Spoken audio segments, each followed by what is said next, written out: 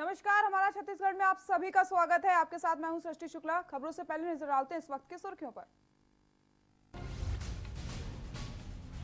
देश में नहीं थम रही कोरोना की रफ्तार, कुल संक्रमितों की संख्या 1.5 लाख के ऊपर। महाराष्ट्र में 105 की और गई जान। दिल्ली समेत कई राज्यों में बिगड़े हालात।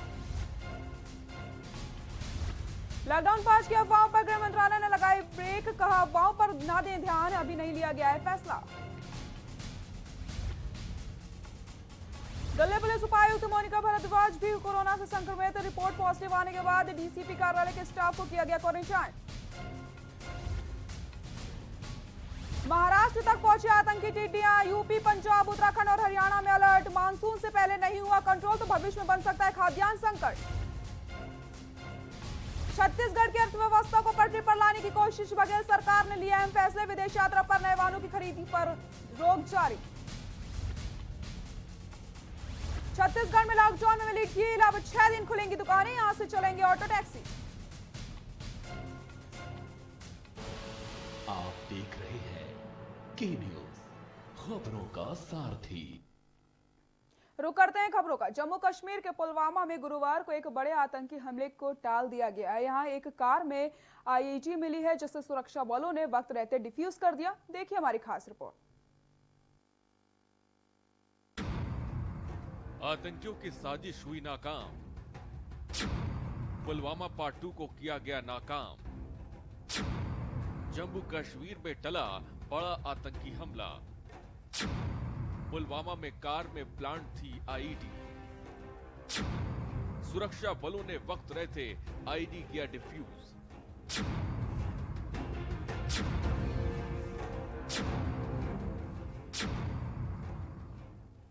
जम्मू कश्मीर में सुरक्षा बलों और आतंकियों के मंसूबों पर तगड़ा प्रहार किया है। सुरक्षा बलों ने आतंकियों द्वारा प्लांट किए गए आईईडी को विफल कर दिया है। बताया जा रहा है कि पुलवामा जिले में एक गाड़ी में आईईडी को प्लांट किया गया था, जिसे सुरक्षा बलों ने ट्रैक किया और वक्त रहते ही इसे डिफ्यूज कर दिया। बताया जा रहा है कि गाड़ी में बड़ी मात्रा में आईईडी था, अब इसे डिफ्यूज कर दिया, यानी एक बड़े हमले को टाल दिया गया।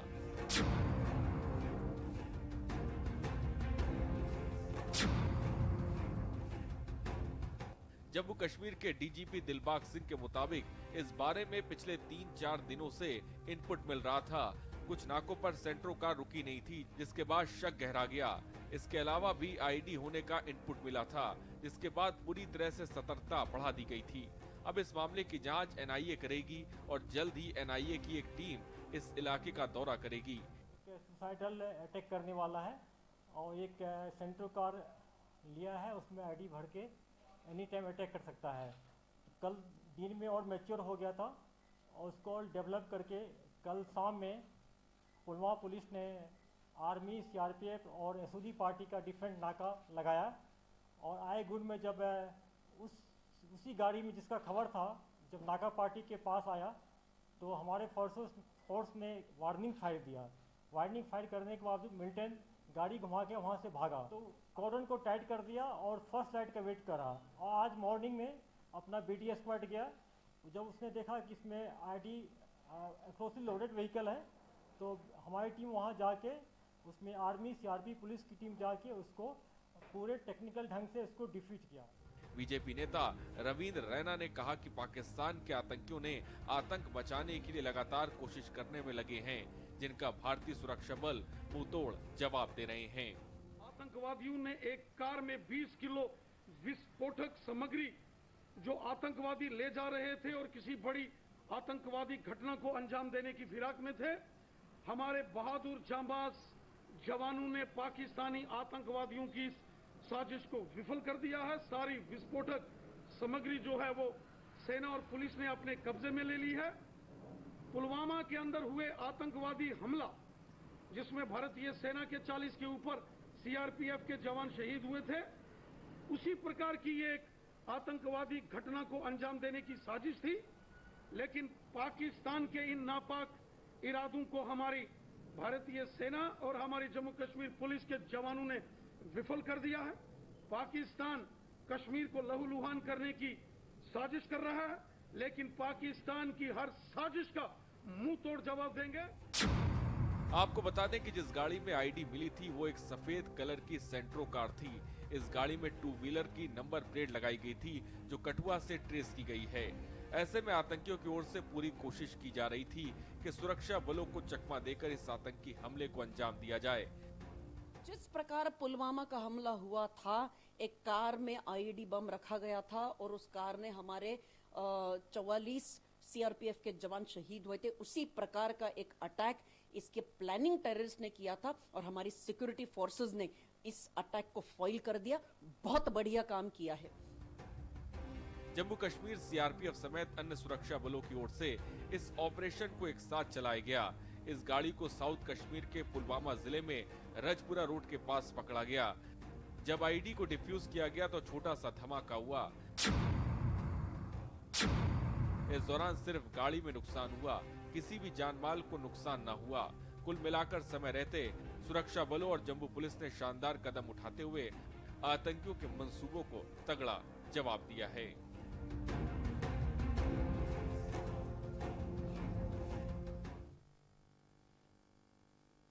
कबीरधाम जिले में पर्यावरण की धज्जियां उड़ाई गई हैं। जिले में लगातार बिना परमिशन के बड़ी ही मात्रा में ईंट और भट्टों का संचालन किया जा रहा है, जिसकी जानकारी विभाग को होने के बावजूद भी कोई प्रकार की कोई कार्रवाई नहीं करी गई है। बता दें कि मुख्यालय से लगभग 3 किलोमीटर दूर ग्राम पंचायत समनापुर निवासी रामचंद्र पटेल के द्वारा अपने ही ग्राम पंचायत समनापुर में बिना अनुमति के नियमों के विरुद्ध बड़ी ही मात्रा में ईंट और भट्टों का संचालन किया जा रहा था, जिससे आसपास का वातावरण व खेतों में लगे फसल को नुकसान हो रहा था।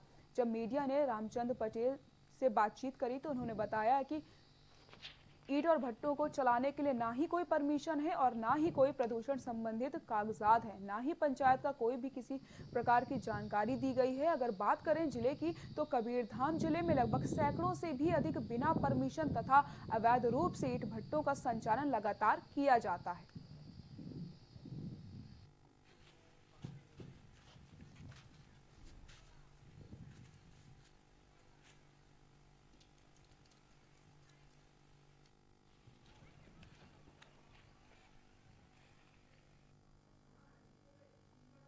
बेमेतरा जिले में कोरोना वायरस के प्रति जागरूकता के लिए पुलिस प्रशासन विभाग व नगर पालिका की संयुक्त टीम ने बड़ी मुहिम शुरू की है। यहां पुलिस व नगर पालिका ने मास्क का वितरण किया। इसके अंतर्गत एक जागरूकता अभियान भी चलाया गया। इस वाहन के माध्यम से ग्रामीण क्षेत्रों और ऐसे क्षेत्र जहां जानकारी का अभाव है वहां लोगों को जागरूक किया जाएगा। पिछड़े क्षेत्रों में कोरोना संक्रमण से बचाव की जानकारियां दी जाएंगी। पुलिस अधीक्षक दिव्यांग पटेल और नगर पालिका अधिकारी होरी सिंह ठाकुर ने मास्क वितरण किया। वहीं उन्होंने कहा है कि गैर राज्यों में पैदल चलकर आने वाले प्रवासी कामगारों को शेल्टर होम तक पहुंचाया जाएगा।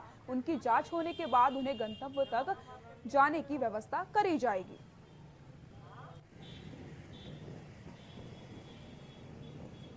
नगर निगम और पुलिस प्रशासन साथ, नगर पालिका और पुलिस प्रशासन साथ में मिलकर आज बेमेतरा में जो भी बिना मास्क के घूम रहे हैं उसको मास्क के प्रति जागरूक किया गया। जिसके पास मास्क नहीं है उसको मास्क कर दिया गया और साथ ही में जो मास्क पहन के बिना घूम रहे हैं उनके खिलाफ चालानी कार्रवाई भी की गई, जिसके कि जो ये कोरोना चल रहा है और काफ़ी फैल रहा है उसके खिलाफ एक सफलता मिले और हमारा ये अभियान जारी रहेगा। खबर बेमेतरा से है, जहां सिटी कोतवाली बेमेतरा पुलिस ने मुखबिरी की सूचना पर 2 गांजा तस्करों को गिरफ्तार कर लिया है, जिनके पास से 8 किलो गांजा भी बरामद किया गया। आपको बता दें पुलिस को सूचना मिली थी कि अवैध रूप से बिना पत्र के ट्रक जा रहा था, जिसके बाद पुलिस ने चेकिंग के दौरान ट्रक को बरामद कर लिया। वहीं दोनों आरोपियों को गिरफ्तार करके जेल भेज दिया गया है।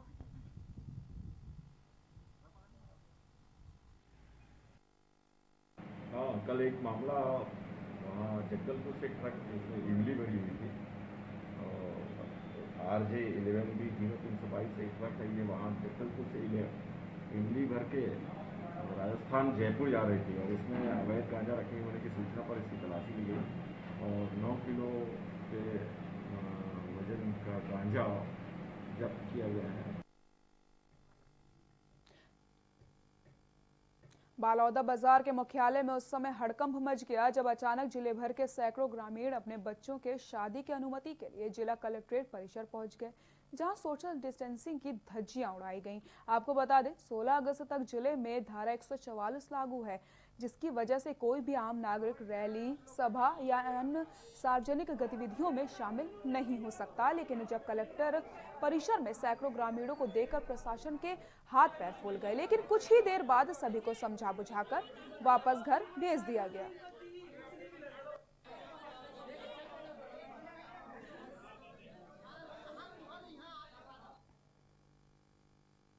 बालौदा बाजार के बेलाईगढ़ ब्लॉक के ग्राम पंचायत मुटपार में मनरेगा का कार्य चल रहा है, जहां तालाब का गहरीकरण किया जा रहा है। इस कार्य में लगभग 200 के आसपास ग्रामीण मजदूर कार्य कर रहे हैं। कार्य के दौरान इन मजदूरों द्वारा कोरोना जैसे संक्रमण को खुलेआम न्योता दिया जा रहा है, जहां कुछ लोग मुंह में मास्क बांधे हुए हैं तो कुछ लोग कैमरा को देखते ही मास्क लगाना शुरू कर देते हैं। मजदूरों ने सोशल डिस्टेंसिंग का भी ख्याल नहीं रखा। जब इस संबंध में जिम्मेदार रोजगार सहायक की जानकारी ली गई तो रोजगार सहायक और मेंट दोनों कार्यस्थल से नदारद दिखे और जिम्मेदार अधिकारियों द्वारा किसी भी प्रकार कोई कार्रवाई अब तक नहीं करी गई है।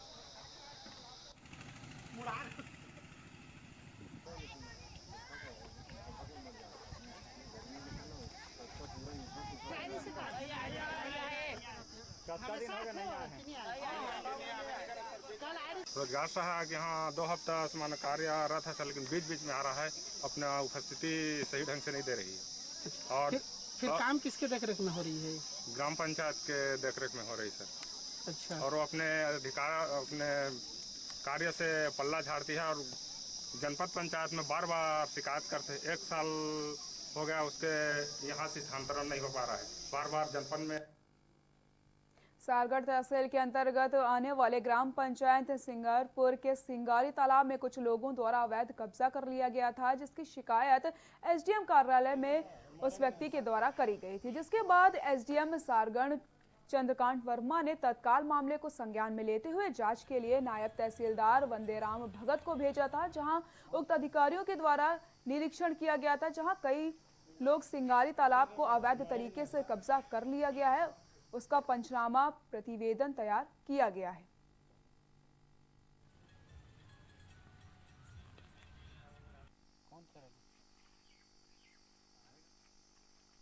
ये सिंगारपुर तालाब में कुछ अतिक्रमित किए गए हैं। खतरा नंबर 300 है और रकबा 18.603 ऐसे रकबा है। उसमें से कुछ व्यक्तियों द्वारा अतिक्रमित किया गया है। उसका सूची बना के पृथक से बेजा कब्जा दर्ज कर लेंगे हम लोग। अभी कुछ एरिया बचा हुआ उसको फिर से अभी सत्यापन कर लेंगे। अभी पूरा कंप्लीट नहीं हो पाया है, अभी थोड़ी देर में हल्का पटवारी जो यहाँ पर आए हैं कर लेंगे। बिलासपुर के सिरगट्टी के धमनी गांव के सड़क किनारे एक स्कूटी और एक मृत व्यक्ति सड़क किनारे पड़ा हुआ मिला।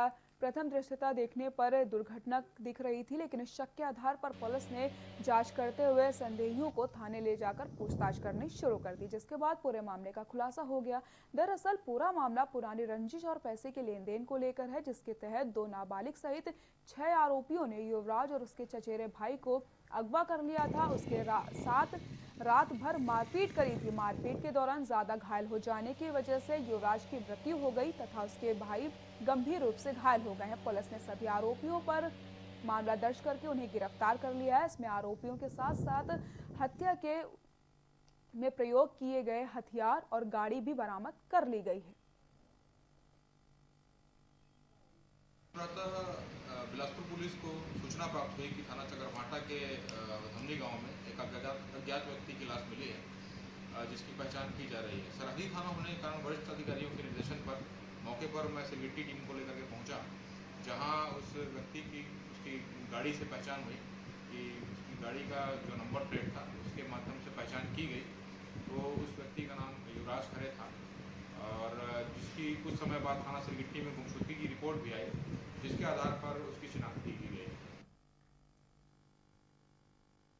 छत्तीसगढ़ सरकार के द्वारा किसान न्याय योजना को लेकर खूब प्रचार प्रसार किया जा रहा है। वहीं विपक्ष में मौजूद भारतीय जनता पार्टी के नेताओं ने इस योजनाओं को लेकर अपने ही ढंग से परिभाषा दे दी। ऐसे में प्रदेश कांग्रेस के छोटे बड़े तमाम नेता इस मुद्दे को गंभीरता से लेते हुए किसान न्याय योजना को लेकर अपनी सफाई पेश करते हुए नजर आ रहे हैं। इस कड़ी में बुधवार को बिलासपुर के कांग्रेस नेता विजय केशरवानी और प्रमोद नायक ने अपना पक्ष रखा है और भाजपा का तमाम आरोपों को सिरे से खारिज कर दिया है। इनकी माने तो किसानों की सच्ची हितैषी कांग्रेस सरकार है, जो कर्ज माफी से लेकर बोनस तक हर एक वादे को पूरा करती आ रही है।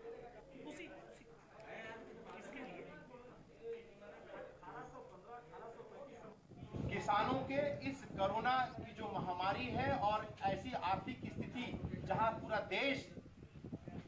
देश जो है आर्थिक स्थिति आर्थिक बदहाली से गुजर रहा है, ऐसे वक्त में हमारी भूपेश बघेल की कांग्रेस पार्टी की सरकार ने केंद्र की सरकार का जो समर्थन मूल्य जो उन्होंने ये कहा था कि हम सेंट्रल पूल का चावल नहीं लेंगे, यदि आपने 2500 रुपए में समर्थन मूल्य में किसानों का धान खरीदा, डिफरेंस का जो अमाउंट 1815 और 1835 रुपए का जो डिफरेंस अमाउंट था, उस पैसे को हमारे मुख्यमंत्री जी भूपेश बघेल जी ने 4 किस्तों में देने का निर्णय लिया है। रुकते हैं एक छोटे से ब्रेक के लिए, जल्द हाजिर होते हैं।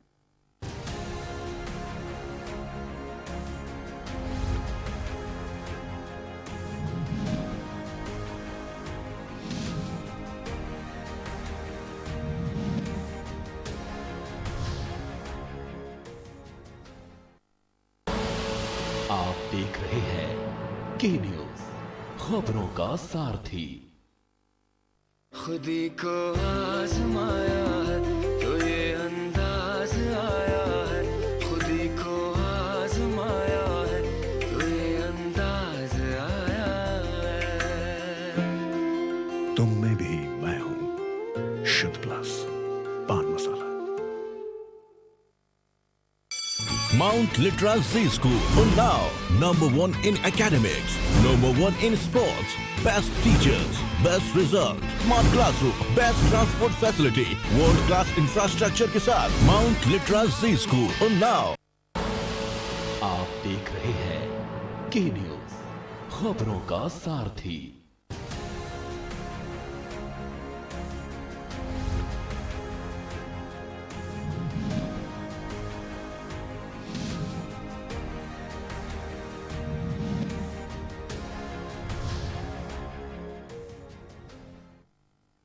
ब्रेक के बाद एक बार फिर से आप सभी का स्वागत है। विश्व स्वास्थ्य संगठन ने उन देशों को चेतावनी दे दी है जहां कोरोना संक्रमण के मामले कम हो गए।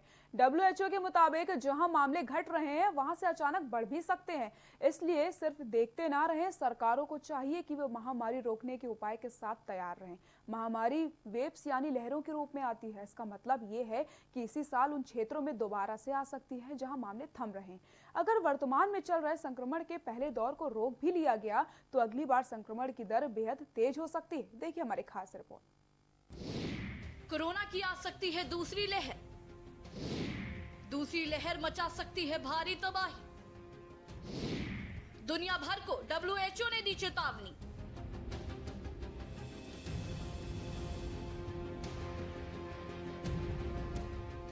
दुनिया उम्मीद कर रही है कि कोरोना अपनी मौत मरेगा, यानी उसका अंत जल्दी होगा। जीत की उम्मीद लगाकर ही दुनिया भर में लॉकडाउन या तो खुल रहा है या उसमें ढील दी जा रही है, लेकिन पूरी दुनिया की उम्मीदों को झटका दिया है WHO ने।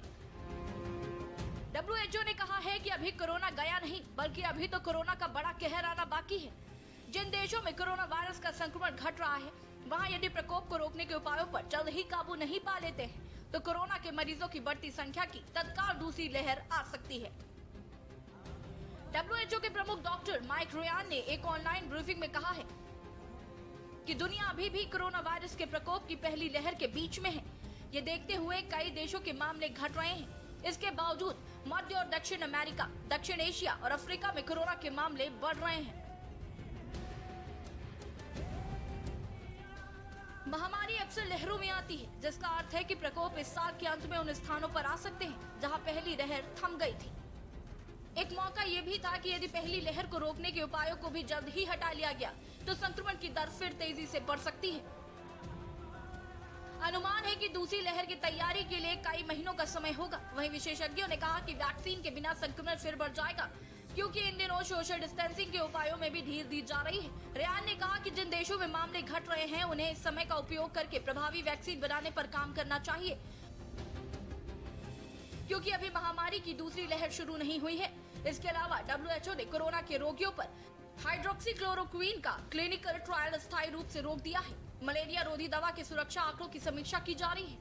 लैंसेट मेडिकल जर्नल में पिछले सप्ताह प्रकाशित एक रिसर्च पेपर में दिखाया गया था, जिन लोगों को हाइड्रोक्सीक्लोरोक्वीन दवा दी जा रही है उनकी मौत होने के चांस उन लोगों से ज्यादा हैं जो ये दवा नहीं ले रहे। इसके अलावा इस दवा से हृदय की भी समस्याएं सामने आई हैं। डेस्क रिपोर्ट के न्यूज इंडिया।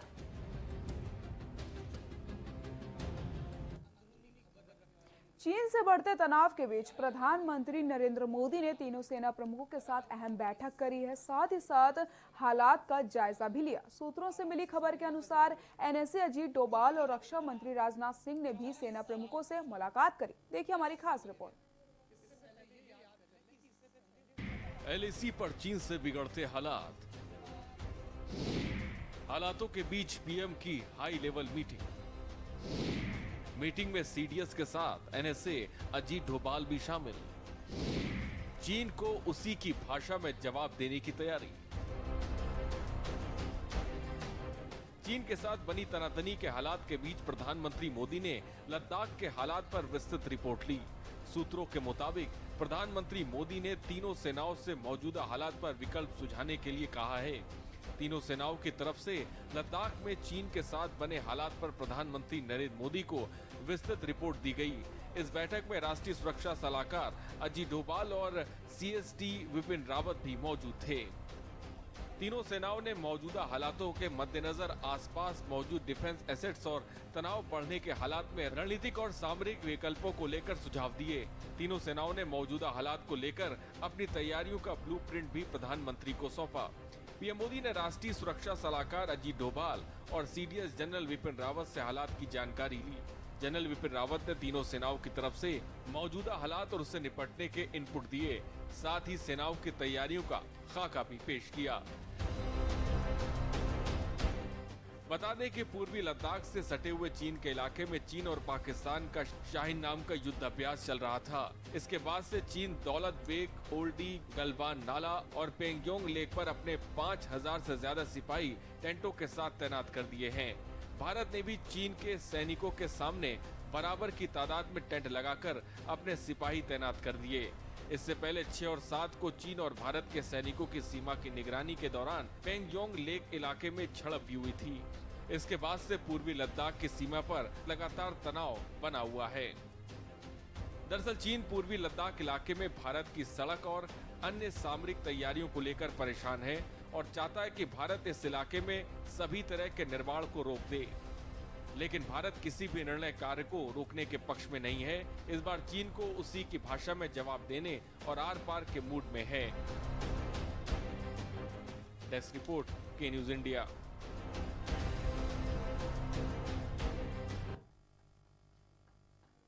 कोरोना वायरस खतरे के मद्देनजर देश में लागू लॉकडाउन 31 मई के बाद खत्म होगा या नहीं, ये सवाल सभी के मन में चल रहा है। लॉकडाउन 1, लॉकडाउन 2 के मुकाबले केंद्र सरकार ने लॉकडाउन 3 और 4 में जरूर थोड़ी राहत दी है, लेकिन सवाल ये है कि लॉकडाउन कब खुलेगा। देखिए खास रिपोर्ट।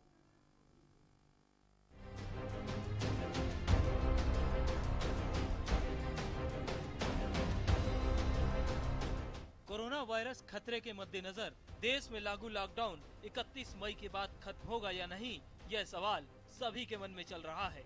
लॉकडाउन 1.0 और लॉकडाउन 2.0 के मुकाबले केंद्र सरकार ने लॉकडाउन 3.0 और 4.0 में जरूर थोड़ी राहत दी, लेकिन सवाल ये है कि लॉकडाउन कब खुलेगा। लॉकडाउन खुलेगा या नहीं, यह तो सरकार के आधिकारिक आदेश के बाद ही तय होगा। लेकिन देश में कोरोना वायरस के कारण जिस तरह से हालात होते जा रहे हैं, उससे नहीं लग रहा कि लॉकडाउन अभी खत्म होने वाला है। कोरोना संकट के मद्देनजर लॉकडाउन के 5वें चरण का खाका अभी से तैयार किया जा रहा है। सूत्रों के मुताबिक लॉकडाउन 5.0 को लेकर प्रधानमंत्री नरेंद्र मोदी जल्द ही मन की बात कर सकते हैं। लॉकडाउन के 5वें चरण में कोरोना प्रभावित 11 शहरों को छोड़कर बाकी देश में छूट का दायरा बढ़ाया जा सकता है।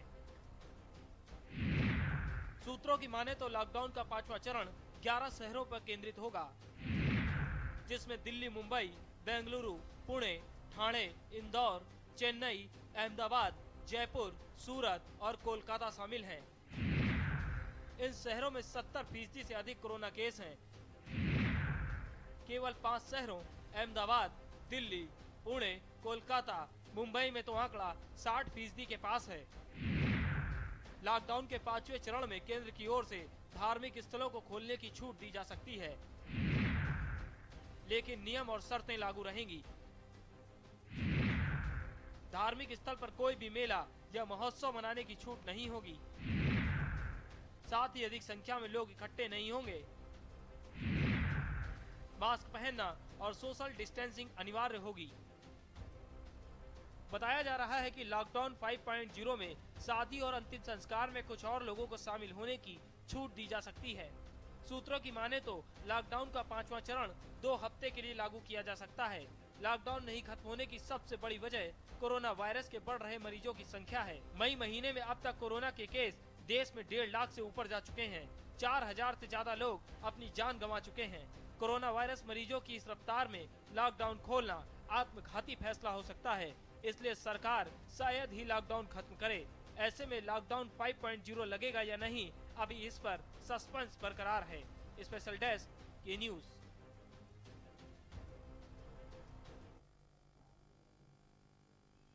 फिलहाल इस बुलेटिन में बस इतना ही। देखते रहिए के न्यूज इंडिया। नमस्कार।